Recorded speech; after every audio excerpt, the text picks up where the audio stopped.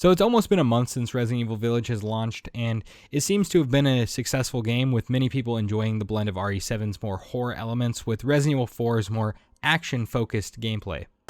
Hey! Yeah? What the hell is this? However, one of the key missing features of Village is the virtual reality version, which was heavily rumored about by an infamous Resident Evil leaker named Dusk Golem or Aesthetic Gamer on Twitter. And when you consider Resident Evil 7 and the RE engine does have all of the features of a VR camera baked in, it would only make sense for there to be the ability to easily update the game to support PlayStation VR. Now, of course, there are currently ways to play Village in VR, but you'd need to be a member of The PC Master Race. But over 5 million of us gamers have the PlayStation VR and want to play Resident Evil Village on our current headsets. However, is this even possible from a technical standpoint? The answer to this may be a little more complicated than one might think, but today I'm going to talk about the various ways how we could see PSVR support in the future of this game. So let's get the first order of business out of the way. Capcom could technically push a PlayStation VR patch to all the VR capable consoles, except great sacrifices would have to be made on the original PlayStation 4 model. Sony considers the baseline frame rate for PlayStation VR to be a minimum of 60 frames per second. With anything lower, most users would experience motion sickness. When you look at the picture Capcom published of frame rates and resolutions of each console, they listed the base PS4 as 45 frames per second at 900p resolution. Now, the reality is, much like Digital Foundry discovered with the PlayStation 5 version, the frame rate usually stays much higher than what Capcom listed. This is good on Capcom. They were playing it safe with under-promising and over-delivering, with these posted frame rates being more of a worst-case scenario rather than what the game constantly plays at. While this can lead to a very playable experience with the headset on, within the virtual space, the frame dips would be much more noticeable and the experience would not be overly pleasant. The other element to consider is that Village runs at 900p and upscales to 1080p. While Resident Evil 7 actually ran natively on the base PS4 console at 1080p 60 frames per second, and within the virtual space, we can understand that in Resident Evil 7, the graphics were downscaled quite a bit.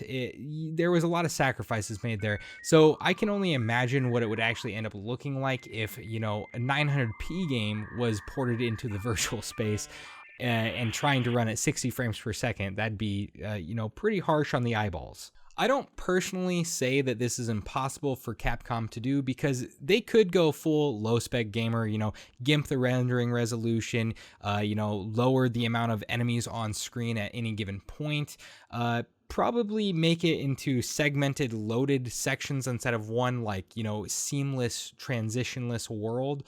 But I really think that some of the vision that the creators had for Village would probably be lost if they went that route. So, it might not be the best idea to try to do that on such lower end hardware.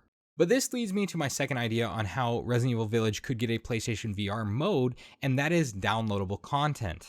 One of the blessings and cursings of being a modern gamer is a game company continuing to add content post-launch. Totally not the stuff that they, stripped away from the base game to sell later, and, Capcom has never done. Get out of here. Capcom has never ever done that. They are a splendid company that only does magnificent things, okay? So none of that. While there hasn't been a season pass or even details of future DLC coming to Village, I'm not alone in saying that I want more content for this game.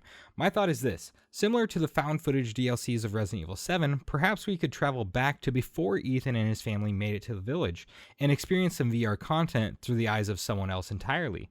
I think if they made more areas set in the castle, the dollhouse, and Heisenberg's factory, they could have it more focused on smaller scale locations like Resident Evil 7 was.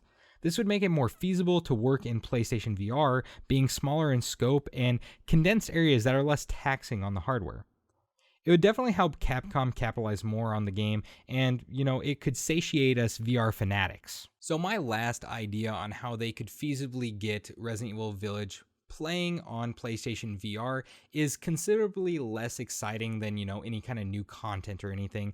And that would be essentially to throw a PlayStation VR patch out there that only allows PlayStation 4 Pro and PlayStation 5 owners to access the VR content. And yes, I know that this would leave some base PS4 console owners out of the mix, but honestly, if it was an ugly, motion-inducing, mess of a game on the base consoles, I don't think they'd be upset that they were, patched around.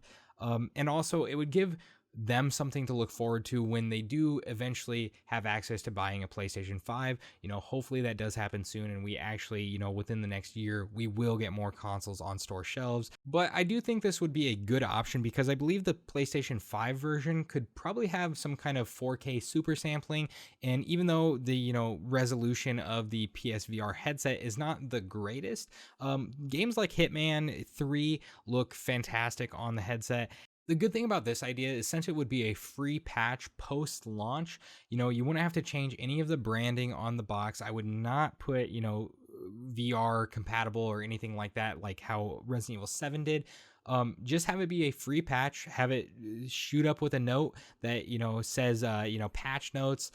We added VR and experimental VR mode to the PlayStation 4 Pro and the PlayStation 5, and explain why technically it could not be done on the base console.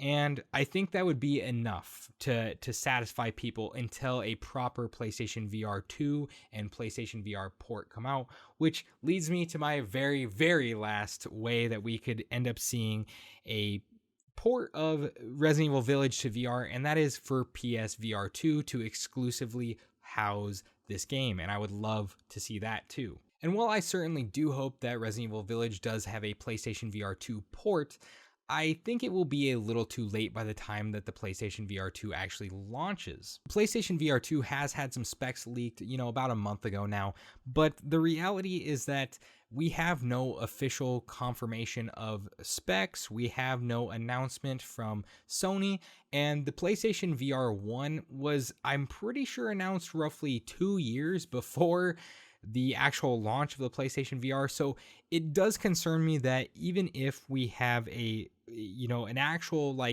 a showing of the PlayStation VR 2, that it could be, a year or two out. And on top of that, people still are not able to, get their hands on PlayStation 5 consoles. Sadly, the global computer chip shortage is making it very hard for Sony to keep PlayStation 5s, being produced, and, even car manufacturers are having trouble, producing computers for cars. So it's something that extends beyond the gaming industry, and we're not the only ones that are being affected by it for sure.